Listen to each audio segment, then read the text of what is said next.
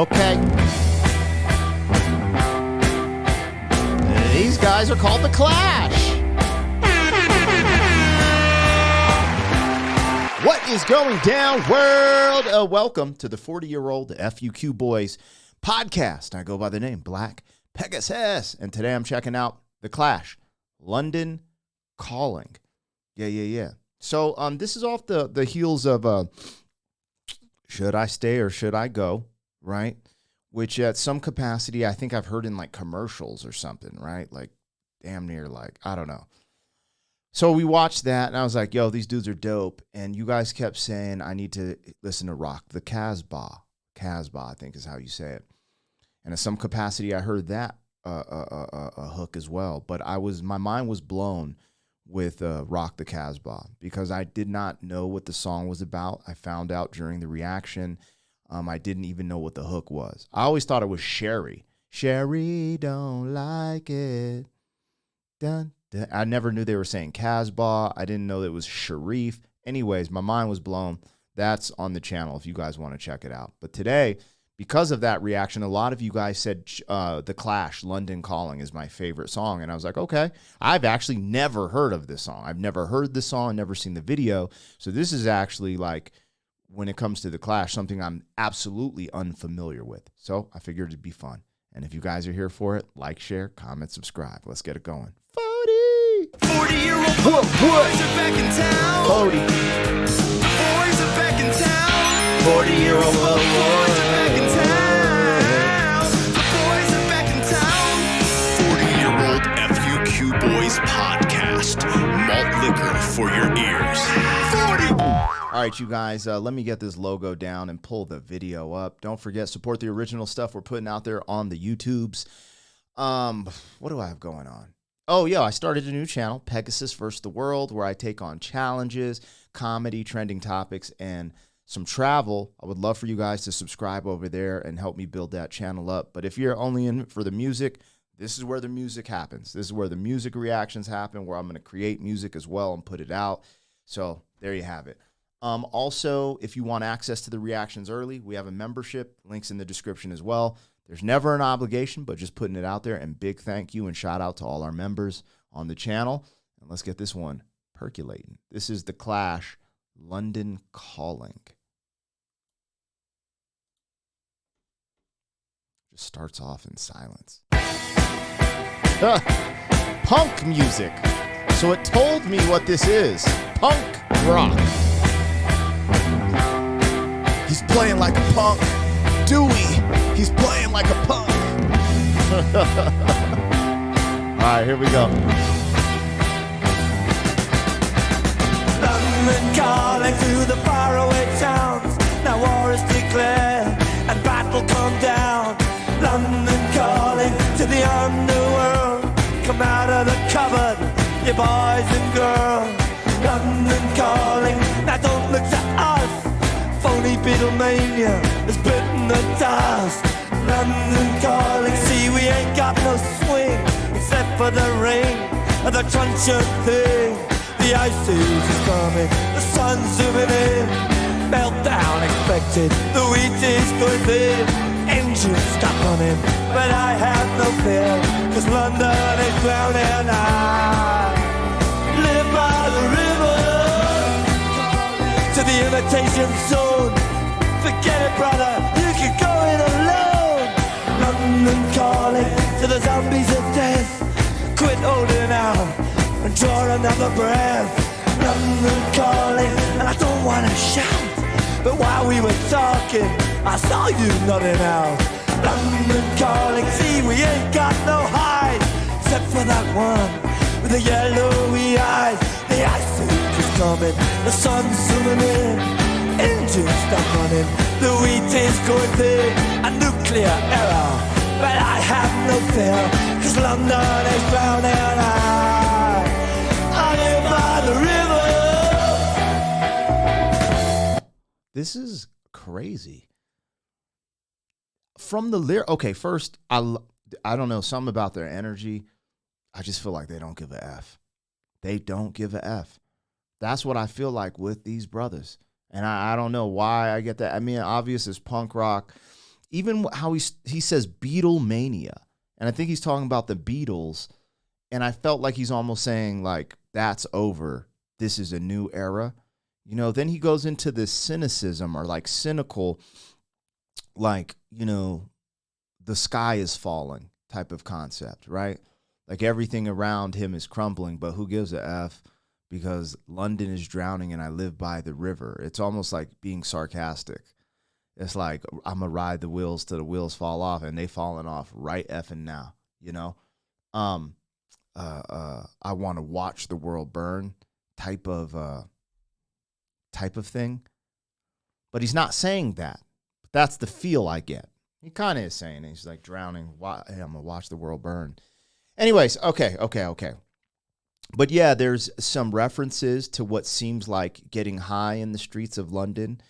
There's references to like nuclear wars, and it just sounds like the sky is falling. Yo, the end of the world, or the end of this era, or the end of things. But who gives a F? Because London is drowning and I live by the river. So it's bound to happen type of thing. So, that's how I kind of internalize or take in these lyrics so far. Again, this is the first rip. I'm also getting through that, like their cadence. I believe they're from, I don't know if they're from London specifically, maybe they're from somewhere else. I don't know. But I think they're from, I think they're from the UK. So I don't know if I don't know. But what I do know is that sometimes I miss certain words because of the way their accent is a little different than mine. But, I mean, these dudes are going in. Let's go. London calling. Anyway, sorry.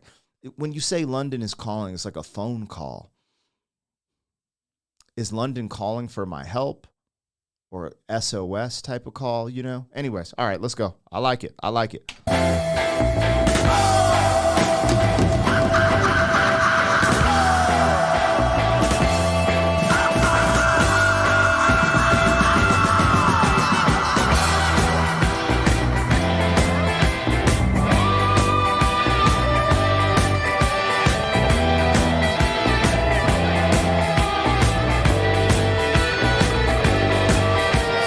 Ice age is coming, the sun's zooming in, engines stopping in, the wheat is going thin, a nuclear arrow, but I have no fear, cause London is drowning.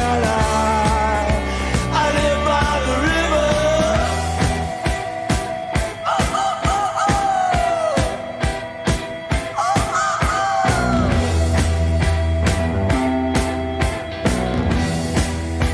Now get this. London calling, yes, I was there too. And you know what they said? Well, some of it was true. London calling at the top of the dial. And after all this, won't you give me a smile? London calling.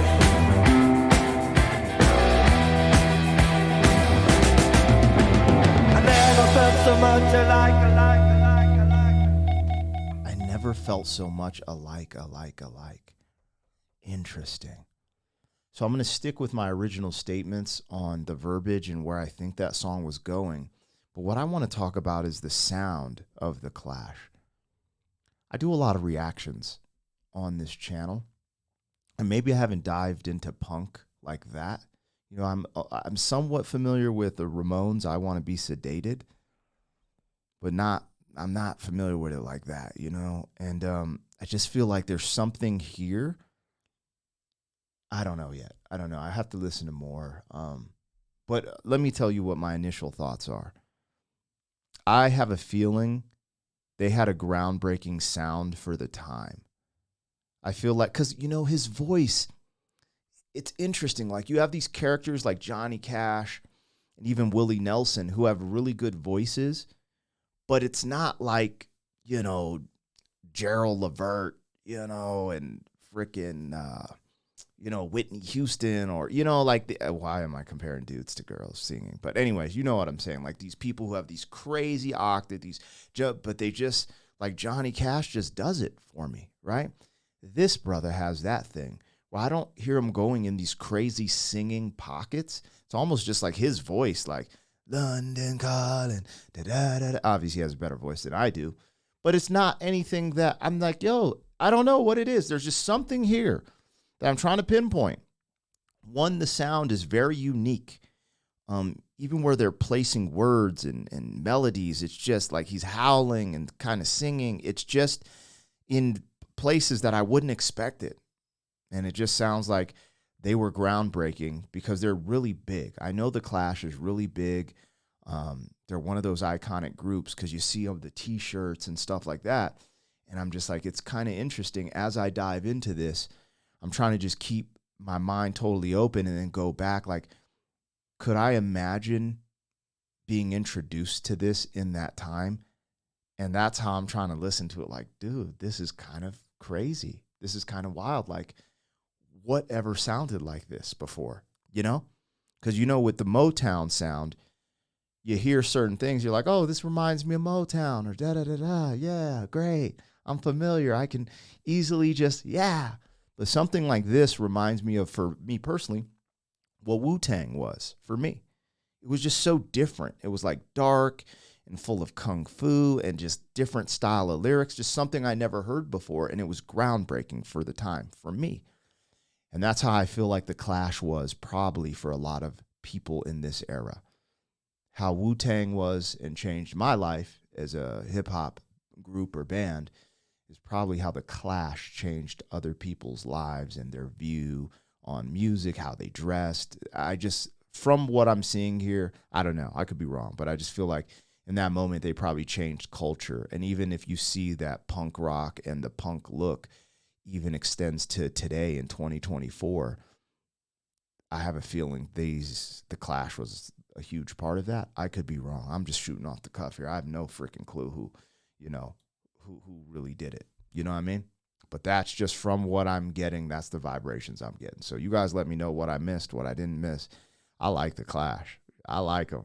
I don't know what it is about them, but I like them. Anyways, catch you on the next one. 40! Thank you for being some man. 40 years down the road, back again. FUQ boys. 40. All right, this is the extended version or the reboot. Most of you guys should know why these videos get rebooted, but if you don't, I'll explain it here. Now, every now and then, there's videos that I've done first-time reactions to, like a year, 2 years, now 3 years ago, where people keep requesting me to react to it because they can't see it on my channel or timeline. So what I do is reboot it, but I do an extended version, and this is it. It means this is what I learned after doing the first-time reaction. So this video, you know, The Clash, this is what I learned about the song after actually doing the reaction. So you guys know I actually learned a few things. So anyways, welcome to the extended version. Hope you guys enjoy these. Thank you guys for always tuning in. Here we go. All right, the first thing, London Calling wasn't just about London. It was about the end of the world. I thought that was a wild feat. Anyways, Joe Strummer wrote the song during a period when people were genuinely anxious about nuclear war, the 3 Mile Island nuclear accident, unemployment, political unrest, and environmental disasters.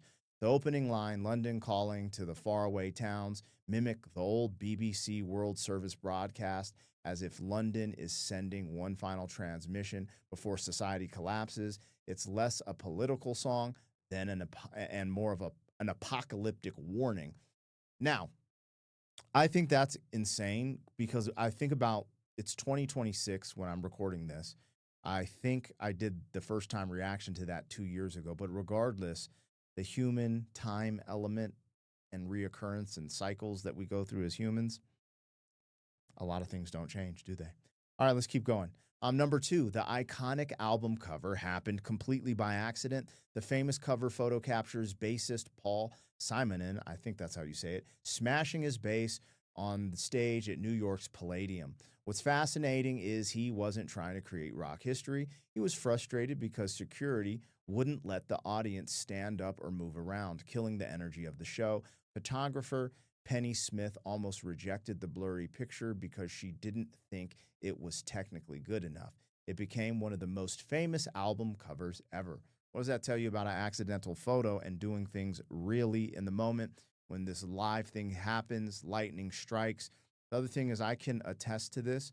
because there have been times where I've done concerts and we're like in an auditorium and they have seats. Worst place to do concerts. You always want people to be able to stand, kind of vibe, mingle. It just makes the energy better. So I get the frustration. Thought that was a cool point. All right, number 3. The Clash proved punk wasn't just 3 chords. Many people think The Clash is simply a punk band, but London Calling shattered the stereotype. The album mixes punk, reggae, ska, rockabilly, soul, pop, R&B. The willingness to blend genres is one reason many critics consider it one of the greatest rock albums ever made. Thought that was interesting because when I did this reaction, I didn't even know of these genres. Like, I don't even know if I knew rockabilly. Everything else I knew of the genres, but like being able to see it put forth like that, I was like, oh yeah. So I wanted to include that in the extendo.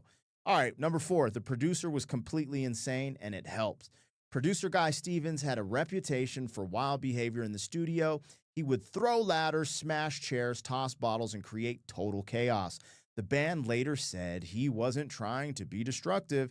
He was trying to generate excitement and spontaneity. Huh.